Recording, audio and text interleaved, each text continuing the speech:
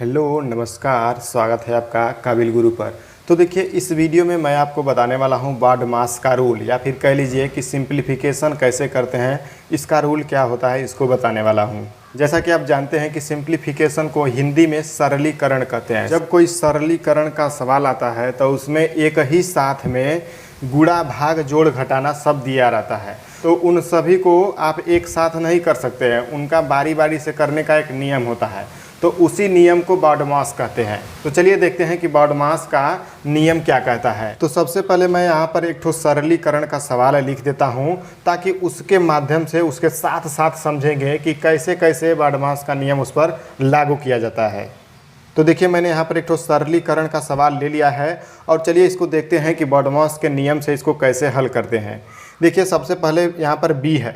B का मतलब होता है ब्रैकेट, जिसको हिंदी में कोष्टक कहते हैं। तो बड़ा वाला, छोटा वाला और मझला वाला, ये तीनों कोष्टक आ जाएंगे इसी में, ठीक है।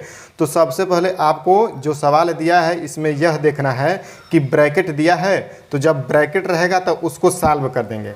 देखिए, यहाँ पर एक ठो ब्रैकेट दिया है इस सवाल में, तो हम लोगों को सबसे पहले इसको सॉल्व करना होगा। तो चलिए इसको सॉल्व कर रहे हैं। तो यहाँ पर लिख देंगे 25 प्लस 10 माइनस 12 भागे 3। अब देखिए, इस ब्रैकेट को सॉल्व करेंगे यदि आप, तो 7 में से 5 को घटाना है, माइनस करना है, तो 7 में से 5 घटाएंगे तो आ जाता है 2। तो इस ब्रैकेट और इस 2 के बीच में गुणा छुपा हुआ है, ठीक है। कोई ब्रैकेट रहता है तो उसके बाहर गुणा छुपा हुआ होता है। देखिए, यहाँ पर गुणा छुपा हुआ है, तो उस गुणा को यहाँ पर लिख देंगे। अब 7 में से 5 घटाएंगे तो 2 आता है, तो यहाँ पर 2 लिख देंगे। तो अब आप देख सकते हैं कि इसमें कोई ब्रैकेट कोष्टक नहीं है। तो अब क्या करेंगे कि इसके आगे बढ़ेंगे। तो बी के बाद आता है ओ। ओ का मतलब होता है आप, हिंदी में इसको हम लोग का बोलते हैं। तो इसमें देखेंगे कि कहीं पर आप या फिर कोई का नहीं है, तो देखिए इसमें नहीं है, तो जब रहेगा तो उसको सॉल्व करेंगे। अब नहीं है तो उसका बात छोड़ दीजिए। अब इसके बाद आप के बाद देखते हैं आता है डी। डी का मतलब होता है डिवाइड, इसको हिंदी में भाग बोलते हैं। तो अब देखेंगे कि इस सवाल में कहीं पर भाग दिया है, तो देखिए यहाँ पर भाग दिया है, 12 और 3 के बीच में भाग है। तो सबसे पहले अब इसको भाग देंगे।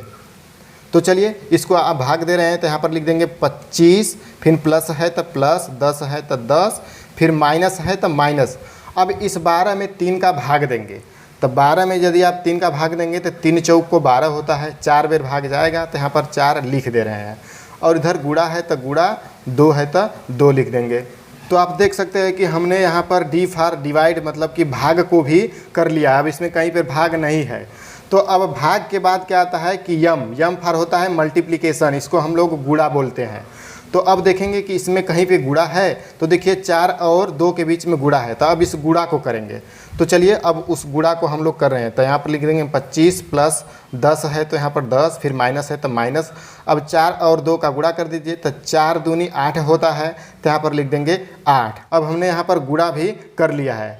तो यम फॉर मल्टीप्लिकेशन, गुणा भी कर लिए। अब ए आता है, तो ए का मतलब होता है एडिशन, इसको हम लोग हिंदी में जोड़ बोलते हैं। तो अब देखेंगे कि किन किन संख्याओं के बीच में जोड़ है। तो देखिए यहाँ पर 25 और 10 इन दोनों के बीच में जोड़ है। तो सबसे पहले अब इन दोनों को जोड़ देंगे। तो चलिए जोड़ते हैं। तब 25 में यदि आप 10 जोड़ेंगे तब 35 आता है, तो यहाँ पर लिख देंगे 35। अब इसके बाद यहाँ पर माइनस है तो माइनस, 8 है तो 8 लिख देंगे। तो अब देखिए इसके बाद आता है यस। यस फॉर होता है सब्सट्रैक्शन, इसको हिंदी में हम लोग घटाना बोलते हैं। तो अब इन दोनों को हम लोग घटा देंगे, बस वही आपका आंसर आ जाएगा। तो देखिए 35 में से जब आप 8 घटाते हैं तो आ जाता है 27। तो यह जो 27 है यही इस सवाल का, इस प्रश्न का आंसर हो जाएगा।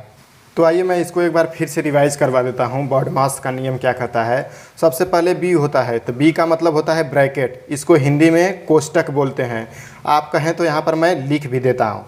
तो सबसे पहले बी का मतलब होता है ब्रैकेट और इसका हिंदी में होता है नाम कोष्टक, तो यहाँ पर लिख दे रहे हैं कोष्टक। अब इसके बाद होता है ऑफ। आपको हिंदी में हम लोग का बोलते हैं। तो कोष्टक को आपको सॉल्व करके का वाला सॉल्व कर देना है, जिन दोनों संख्याओं के बीच में का रहेगा उसको सॉल्व कर दीजिए। अब इसके बाद आता है डी। डी फॉर होता है डिवाइड, तो डिवाइड को हम लोग हिंदी में भाग बोलते हैं, तो यहाँ पर लिख देंगे भाग। अब इसके बाद आता है यम। यम फॉर होता है मल्टीप्लिकेशन, इसको हिंदी में बोलते हैं गुणा, तो यहाँ पर लिख दे रहे हैं गुणा। अब इसके बाद आता है ए। ए फॉर होता है एडिशन, इसको हम लोग हिंदी में जोड़ बोलते हैं, तो यहाँ पर लिख देंगे जोड़। अब इसके बाद है सब्ट्रैक्ट। सब्ट्रैक्ट का हिंदी में होता है घटाना, तो यहाँ पर लिख दे रहे हैं घटाना। तो आपको सबसे पहले कोष्टक कर देना है। इसके बाद आता है का, तो जिन दोनों संख्याओं के बीच में का रहेगा उसको सॉल्व कर देंगे। उसके बाद आता है भाग, तो भाग दे देंगे। उसके बाद आता है गुणा, तो वहाँ पर गुणा कर देंगे। इसके बाद जोड़, उसके बाद सबसे लास्ट में आता है घटाना, तो सबसे लास्ट में घटा देंगे। तो आइए बारहमास के नियम पर ही आधारित मैं आपको एक ठो प्रश्न दे दे रहा हूं और उसको आप सॉल्व करके बताइएगा। तो देखिए मैंने यहाँ पर एक ठो सवाल दे दिया है, आपको इसको हल करके इसको सॉल्व करके इसका आंसर कमेंट में कर देना है, ताकि मैं भी समझ पाऊँ कि आपको कितना बारहमास का नियम समझ में आया है। तो यदि आपको इस वीडियो से थोड़ी सी भी जानकारी मिली हो तो इस वीडियो को लाइक व चैनल को सब्सक्राइब कर दीजिए। मिलते हैं अगली वीडियो में, तब तक के लिए जय हिंद।